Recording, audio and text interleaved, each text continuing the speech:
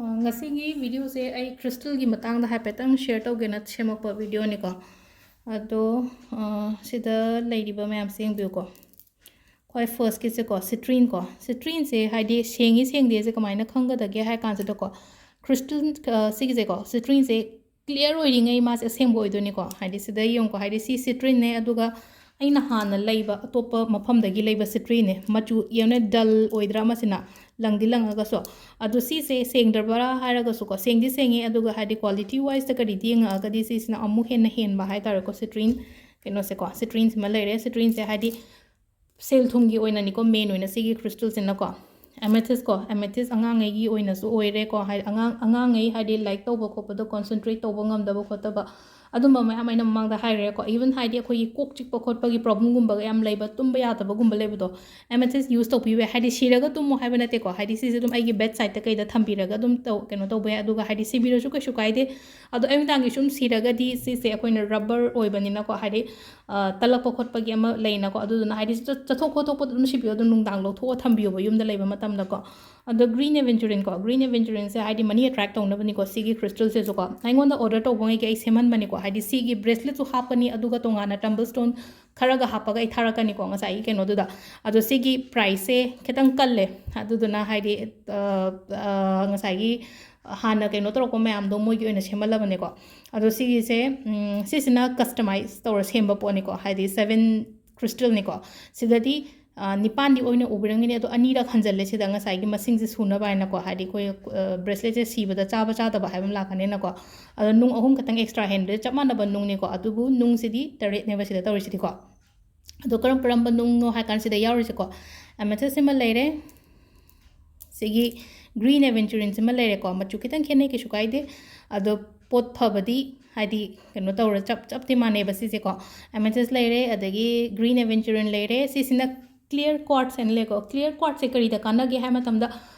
clarity ama ide leita bado wakhan khan ba khot pa da hadi wakhan thok ta ba khot ta ba gum ba leino ko adum ba da use to we have clear quartz se hadi chamam na raga lebo do decision gum ba making da yamna problem lebo mi gum boy ta di clear quartz we be green aventurine money attract tong na ba ko adu si sina keno ni ko koi gi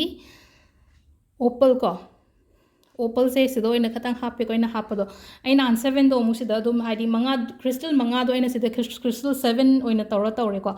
aduga black tourmaline sina hadi ngasai gi meaning chen ba ko chen ba ma evil ke no dagi ngak thok na ba gi tamakta aduga citrine ko ngasai citrine dum leire sida ko aduga amethyst aduga rose quartz kin na relationship han ba ko aduga nupi gi oina haraga di nupi gi health issues kum ba leiba ko pa adum ba da yamna phai ko ado sida yong ko hapetang ai share toroke ko sisine hojiki amethyst aseng basina ko aduga aina na hangai online ai shu online use to bune ko machu se yengo amajina lange sida amethyst na ko dark oiringe haidi amethyst aseng bo oidoni ko henge leiba du sung khambio ko sisina pura wow dra machu se yengo ko sida hapeting ko wow re masina pura musalaga kino toroga dark oise ko sida leise aduga atai so hapetang ai shotoro ke ko sida su yengo hadi rose quartz se kitang khene yedum sida na langba hele ko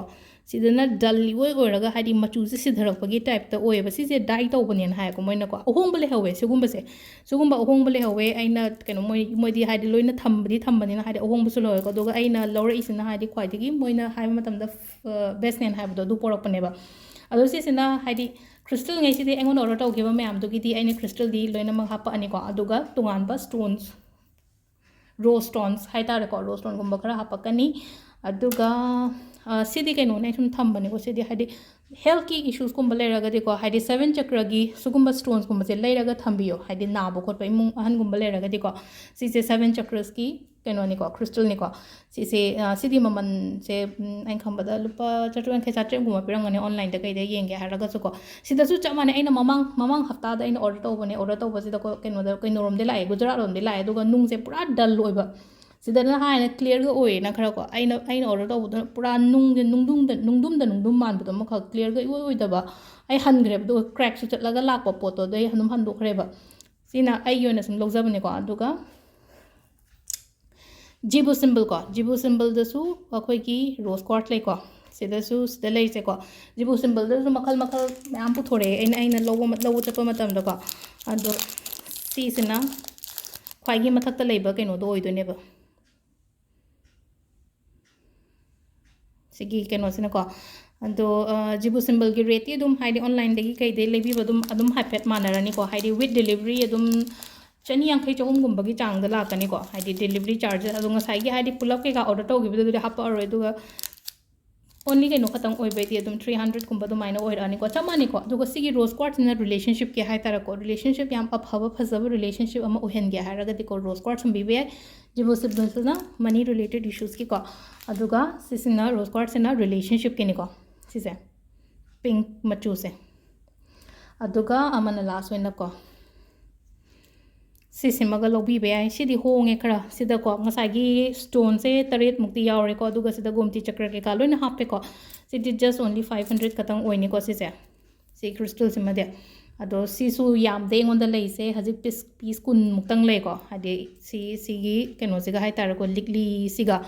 अदुगा number हंगबिरकपदो आई पोस्ट हापक्योने हादि YouTube ओरगना community post चंगबिरो Facebook ओरगना Facebook की page की ngarang nahan gida dum ai number share tawgen ko ado sigi crystal sumaina thambira su yai ko ka sukai de ko sisina ai haido only 500 katang hadi na hangi keno tawboduna mamangi duna hadi poto aina phajana sema kadam ne na adu oigrena ko ado sum sisu lobini bo leraga di dum hybrid ko yani ko yamna di yam de ngonda just tara kun muktang lerangani ko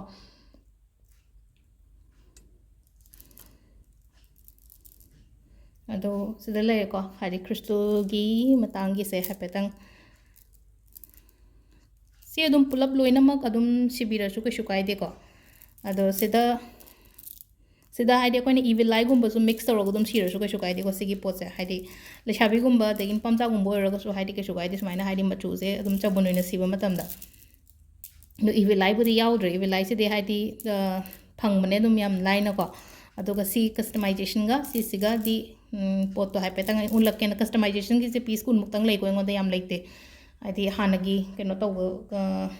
मीगी हाइरक ma'am दुगी दमक हाना semen बनेको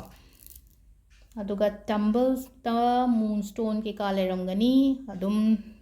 हाइपेतंग अदुम हाइबिरो हाइबुदि लोय हाइरे फनाम एंगोंदा हंगबा याबदि हंगखरेको अदो सि ma'am से अहामबगी lot से थादोप लोयग्रगा emu हाइरागे को माइ तो है नुंगसिगी मतंग दा explain तौनिंग बा हाइतर सिना हाइबसे को अदुगी सेमको वीडियो निको Thank you.